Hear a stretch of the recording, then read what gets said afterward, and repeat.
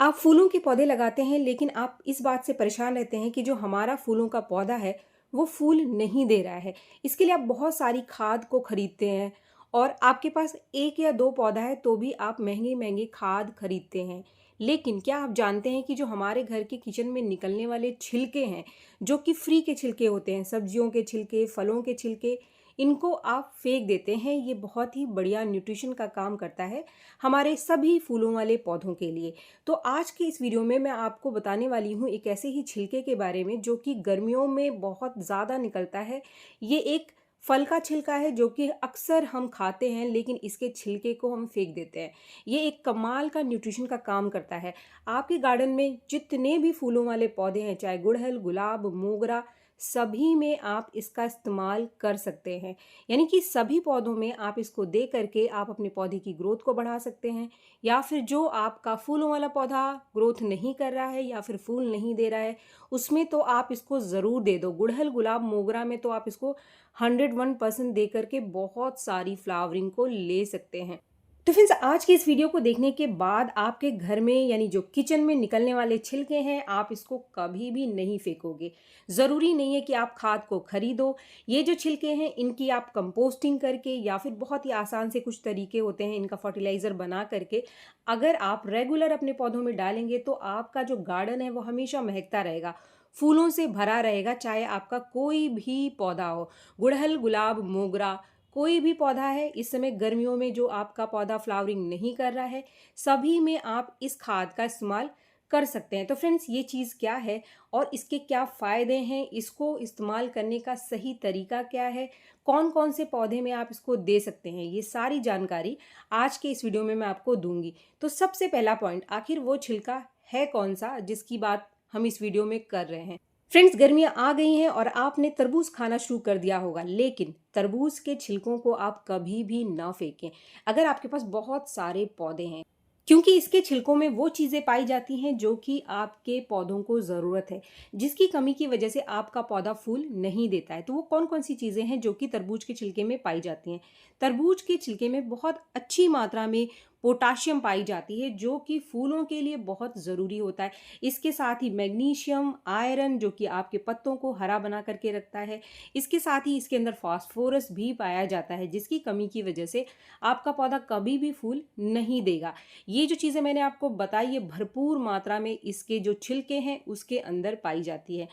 अगर आपका कोई भी पौधा फूल नहीं दे रहा है तो आप लगातार अगर इसके छिलके का फर्टिलाइज़र इस्तेमाल करते हैं अपने पौधों के ऊपर, तो आपका हर एक पौधा फूलों से भर जाएगा। इसके बाद जो दूसरा पॉइंट है वो ये है कि कौन-कौन से पौधे में आप इसके छिलके का इस्तेमाल कर सकते हैं। कौन से पौधे को आप ये फर्टिलाइज़र दे सकते हो। तो वैसे तो आपके गार्डन में जितने भी पौधे हैं, कोई आपके पास फूलों वाला पौधा है, कोई आपके पास सब्जियों का पौधा है या फिर फलों का पौधा है, सभी को आप ये वाला खाद दे सकते हैं। स्पेशली अगर आपके पास फूलों वाले पौधे हैं या फिर फ्रूटिंग प्लांट है या फिर सब्जियों के पौधे हैं। फूलों के पौधों में आप गुड़हल को दे सकते हैं, गुलाब को दे सकते हैं, मोगरा को दे सकते हैं, पाटुलाका में आप दे सकते हैं या फिर इसके अलावा जितने भी इस समय गर्मियों के फूलों वाले पौधे हैं, सबको आप दे सकते हैं। काफ़ी सारे लोग मुझसे क्वेश्चन पूछते हैं कि मैडम किन-किन पौधों में दे सकते हैं? तो सभी फूलों वाले पौधे, जो कि आपके पौधे कलियाँ नहीं बना रहे हैं या फिर ग्रोथ नहीं कर रहे हैं, सभी में आप इस लिक्विड फर्टिलाइज़र का इस्तेमाल कर सकते हैं। इसके अलावा फ्रूटिंग प्लांट जैसे कि नींबू के पौधे में आप इसका इस्तेमाल कर सकते हैं या फिर आम का पौधा है आजकल जो फूल दे रहा है, आपका अमरूद का पौधा है, जितने भी फ्रूटिंग प्लांट हैं जो इस समय फूल देते हैं और फल देते हैं, सभी में इसका इस्तेमाल आप कर सकते हैं। और आजकल हमारा जो मोगरा का पौधा है, उसके अंदर भी अगर आप इस खाद को दोगे तो बहुत ही बढ़िया रिजल्ट आपको मिलेगा। क्योंकि मोगरा के पौधे को 3 चीज़ें जो मुख्य रूप से चाहिए इस समय, पोटाशियम, फास्फोरस और कैल्शियम। नेचुरल तरीके से जो कैल्शियम है वो इससे मिल जाएगा, भरपूर मात्रा में कैल्शियम इसके अंदर पाई जाती है। इसके बाद तीसरा पॉइंट, आप इस खाद का इस्तेमाल किस किस तरीके से अपने पौधे में कर सकते हैं। यहाँ पर मैं आपको 3 तरीके बता रही हूँ। 3 तरीके ऐसे हैं जिससे कि आप इसका खाद बना करके अपने पौधे को दे सकते हैं। सबसे पहला तरीका है लिक्विड फर्टिलाइज़र बना करके देना। ये सबसे आसान तरीका है लिक्विड फर्टिलाइज़र बनाने का। और फर्टिलाइज़र बनाने का जो सही तरीका है वो क्या है, सबसे पहले तो आप ये जान लीजिए।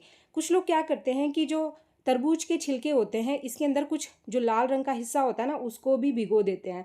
उसको आपको नहीं भिगोना है। जो लाल वाला पार्ट होता है जिसको हम खाते हैं ना, उसको आपको अच्छे से निकाल देना है। सिर्फ जो हरे छिलके हैं ना, उसी को आपको भिगोना है। अगर आप जो लाल वाला हिस्सा है इसको ज़्यादा भिगो दोगे तो ये जो लिक्विड है इसके अंदर मिठास बहुत ज़्यादा हो जाएगी। तो इसीलिए सिर्फ हरे छिलके का इस्तेमाल करें। लाल हिस्सा जो छिलकों के अंदर रह जाता है ना, उसको भी आपको अच्छे से निकाल करके ही छिलकों को छोटे छोटे टुकड़ों में काट करके इसको भिगो करके रखना है। अगर आप भिगो करके लिक्विड फर्टिलाइज़र बना रहे हो तो आप कम से कम 1 दिन के लिए इसको पानी में भिगो करके रख दो, जितने छिलके आपको भिगोना है।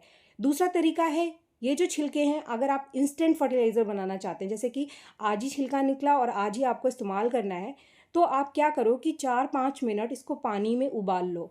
4-5 मिनट से ज़्यादा आपको इसको पानी में नहीं उबालना है। उबालने के बाद इसको छान लो और जो पानी है उसको ठंडा करके आप इसको डाइल्यूट करके उसका इस्तेमाल अपने पौधे में कर सकते हैं। तो ये लिक्विड फर्टिलाइज़र बना करके इस्तेमाल करने का तरीका है। जब भी आप लिक्विड फर्टिलाइज़र बना करके इस्तेमाल करते हैं तो आगे मैं आपको बताऊंगी कि ये जो छिलके हैं इसमें एक चीज़ है जो कमी जिसकी पाई जाती है, उसको पूरा करने के लिए कुछ और खाद आपको इसके अंदर मिलाना पड़ेगा। वो खाद आपको क्या मिलाना है और किस तरीके से अपने पौधे में देना है वो आगे मैं आपको बताऊंगी। लेकिन इसका जो दूसरा तरीका है खाद बनाने का, वो है इसके छिलकों को सुखा करके आप इसका पाउडर बना करके भी दे सकते हैं। जो छिलके आपके पास निकलते हैं आप उसको धूप में रख दो, वो सूख जाएंगे 4 दिन, 5 दिन, 10 दिन में।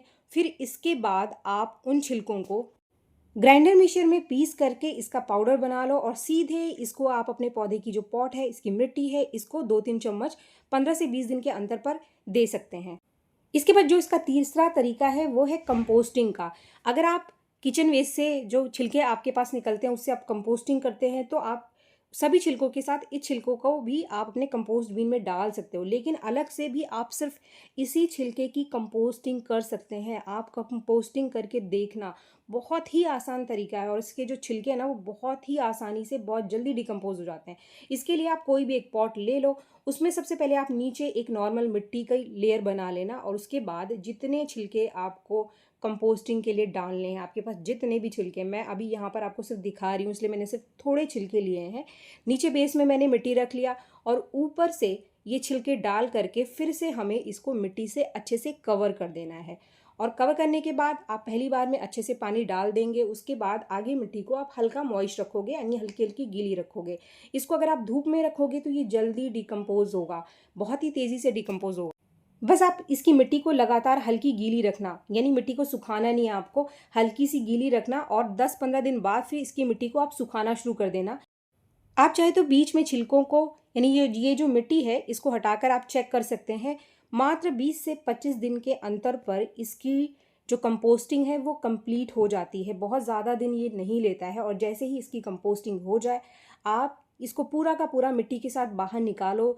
1 दिन के लिए इसको पहले आप धूप में सुखा लो, इसके बाद आप इसको सीधे अपने पॉट में डाल सकते हैं। कोई भी पौधा है आपके पास, कोई फ्लावरिंग प्लांट है आपके पास, कोई फ्रूटिंग प्लांट है या फिर कोई वेजिटेबल प्लांट है, बहुत ही आसान तरीका है। इस तरीके को आप एक बार गर्मी में करके ज़रूर से देखना।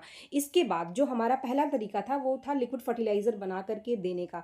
तो जैसा कि मैंने आपको स्टार्टिंग में बताया, लिक्विड फर्टिलाइज़र अगर आपने बना लिया तो फर्टिलाइज़र में एक चीज़ कम रहती है, वो है नाइट्रोजन।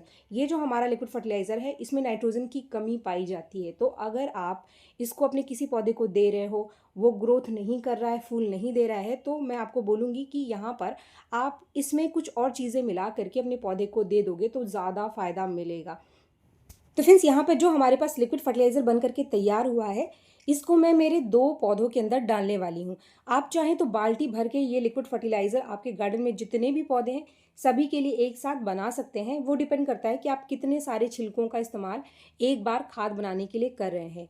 यहाँ पर ये जो खाद मेरे पास तैयार हुआ है ये मैं 2 पौधों में डालने वाली हूँ।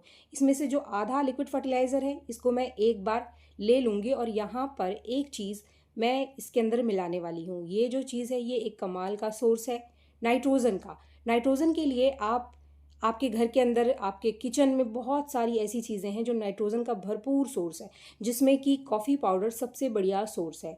ये जो कॉफ़ी पाउडर है इसमें और भी चीज़ें पाई जाती हैं, लेकिन मुख्य रूप से इसके अंदर नाइट्रोजन पाया जाता है। इसके साथ ही ये मिट्टी को फर्टाइल बनाता है क्योंकि ये एसिडिक होता है। तो गुलाब और गुड़हल और मोगरा, ये जो 3 नाम हैं, 3 नाम जो मैंने आपको बताए, इनमें अगर आप इस लिक्विड फर्टिलाइज़र का इस्तेमाल करते हैं तो बिल्कुल इसी तरीके से करें जैसे कि ये मैं आपको बता रही हूँ। इसके अंदर आप आधा चम्मच कॉफ़ी पाउडर ज़रूर से मिला लो, फिर आप इसको दो। जितना आप लिक्विड लोगे उसमें थोड़ा सा और पानी मिला करके डाइल्यूट करके फिर इस फर्टिलाइज़र को आपको अपने पौधे को देना है।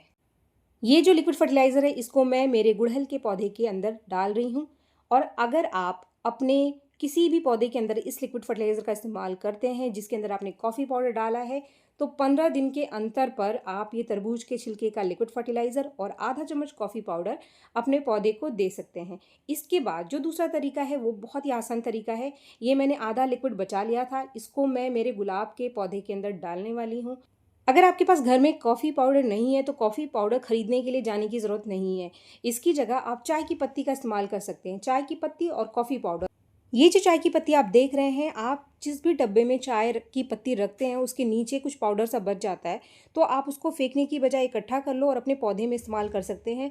ये बिल्कुल वही काम करता है। इसके अंदर भी बहुत अच्छी मात्रा में नाइट्रोजन पाई जाती है, टैनिक एसिड पाई जाती है। तो ये पौधा जो फूल नहीं दे रहा होता है उसको अगर आप दे दोगे तो ये फ्लावरिंग आपके पौधे की बढ़ा देगा। और इस तरीके से इस लिक्विड फर्टिलाइज़र के साथ मिला करके दोगे तो जो भी आपका पौधा फूल नहीं दे रहा है उसको ये सारी की सारी चीज़ें जो फूल के लिए चाहिए वो सारी की सारी चीज़ें मिल जाएगी। तो आप इस तरीके से चाय की पत्ती का इस्तेमाल करके भी अपने पौधे में बहुत सारी फ्लावरिंग ले सकते हैं। बस इस लिक्विड फर्टिलाइज़र को आप इसके अंदर ज़रूर से मिला लो। अगर आप बना सकते हैं तो ये फर्टिलाइज़र ज़रूर बनाएं। और गर्मियों में तो बहुत ही आसान है इसको बनाना, क्योंकि सभी लोग अपने घर के अंदर तरबूज के छिलके ज़रूर लेकर के आते हैं। ये जो लिक्विड फर्टिलाइज़र है इसको भी आपको 15 दिन में एक बार देना है। अगर आप चाहें तो सिर्फ जो तरबूज का छिलका है उसका लिक्विड फर्टिलाइज़र बना करके भी दे सकते हैं। ज़रूरी नहीं है कि आप इनको मिलाओ, यानी चाय की पत्ती को मिलाओ या फिर कॉफ़ी पाउडर को मिलाओ। लेकिन अगर आप मिला लोगे फूलों वाले पौधों में तो आप ज़रूर से इनको मिला करके दो। अगर आप कोई फ्रूटिंग प्लांट में दे रहे हो या फिर कोई ऐसा पौधा है, वेजिटेबल प्लांट है, तो उसको आप सिर्फ लिक्विड फर्टिलाइज़र भी दे सकते हैं। अगर आप सिर्फ लिक्विड फर्टिलाइज़र का इस्तेमाल करते हैं तो हफ्ते में एक बार दे सकते हैं। अगर आप इन चीज़ों को मिला कर देते हैं तो 15 दिन के अंतर पर दोगे, यानी 15 दिन में सिर्फ एक बार। उम्मीद है ये वीडियो आपके लिए यूज़फुल होगा। वीडियो अगर आपको पसंद आए तो एक लाइक ज़रूर करें। और मेरे चैनल को आपने अभी तक सब्सक्राइब नहीं किया है तो मेरे चैनल को सब्सक्राइब भी ज़रूर कर लें। मिलते हैं मेरे नेक्स्ट वीडियो में, तब तक के लिए थैंक यू।